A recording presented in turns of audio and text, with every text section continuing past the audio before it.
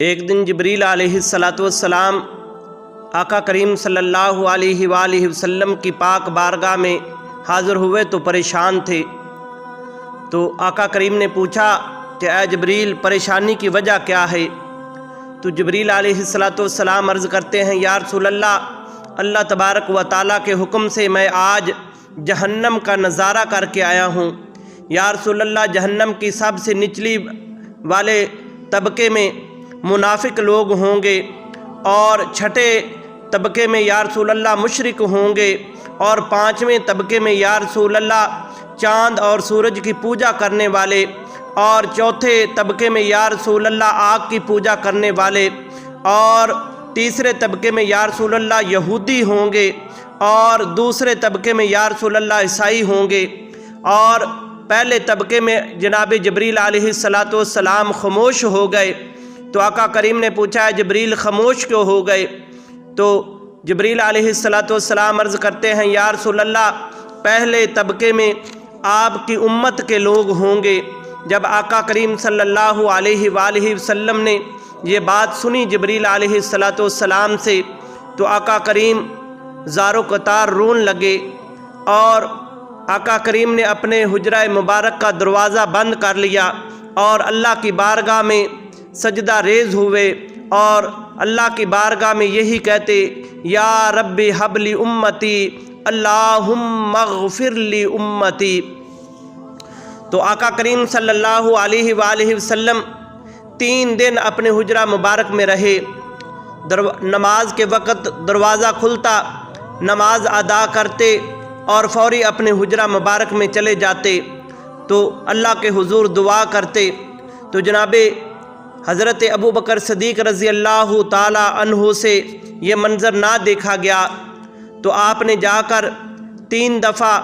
السلام علیکم یا رسول اللہ کہا، لیکن تینوں دفعہ جواب نہ ملا۔ تو جناب حضرت ابو بکر صدیق روتے ہوئے واپس آئے، اور آ کر جناب حضرت عمر فاروق رضی اللہ تعالی عنہ کو بتایا۔ تو جناب حضرت عمر رضی اللہ تعالی عنہ آپ بھی دروازے پر 3 دفعہ گئے، اور تینوں دفعہ جا کر سلام بلایا، السلام علیکہ یا رسول اللہ، لیکن تینوں دفعہ سلام کا جواب نہ آیا۔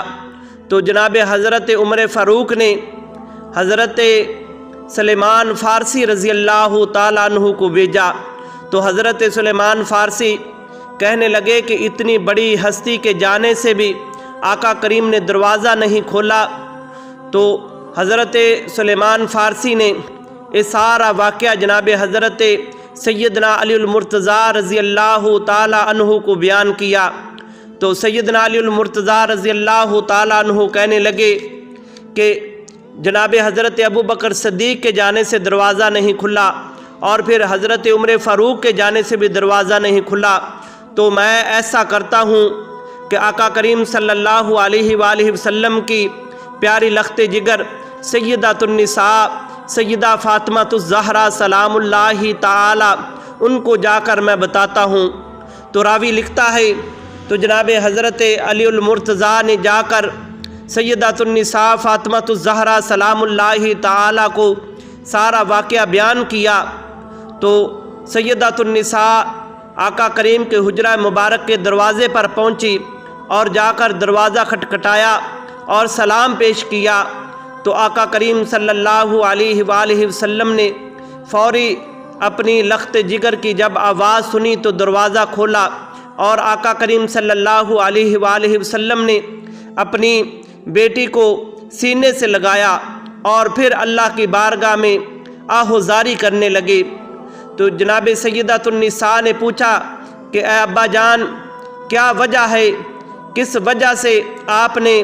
دروازہ بند کیا ہے اور آپ زار و قطار رو رہے ہیں؟ تو آقا کریم صلی اللہ علیہ وآلہ وسلم نے ارشاد فرمایا، اے پیاری بیٹی فاطمہ، ابھی ابھی جبریل علیہ السلام آئے اور مجھے پیغام دیا کہ آپ کی امت بھی جہنم میں ہوگی، تو میں اس لیے اللہ کی بارگاہ میں دعا کر رہا ہوں۔ تو آقا کریم نے پھر سجدہ کیا، اللہ تبارک و تعالیٰ کی بارگاہ میں زار و قطار روئے، اس وقت تک سر نہیں اٹھایا جب تک اللہ جل شانہ کی طرف سے پیغام نہیں آیا۔ تو اللہ تبارک و تعالیٰ نے جناب جبریل علیہ السلام کو پیغام دے کر بھیجا کہ وَلَسَوْفَ يُؤْتِيكَ رَبُّكَ فَتَرْضَىٰ، اے میرے محبوب اپنا سر انور سجدے سے اٹھا لو،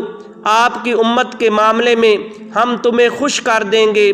جیسا آپ چاہیں گے ایسا ہی ہوگا۔ تو حدیث پاک میں آتا ہے آقا کریم صلی اللہ علیہ وآلہ وسلم نے اپنا سر انور سجدے سے اٹھایا اور اپنے صحابہ کرام کو فرمایا کہ اے میرے صحابہ، میں اس وقت تک جنت میں نہیں جاؤں گا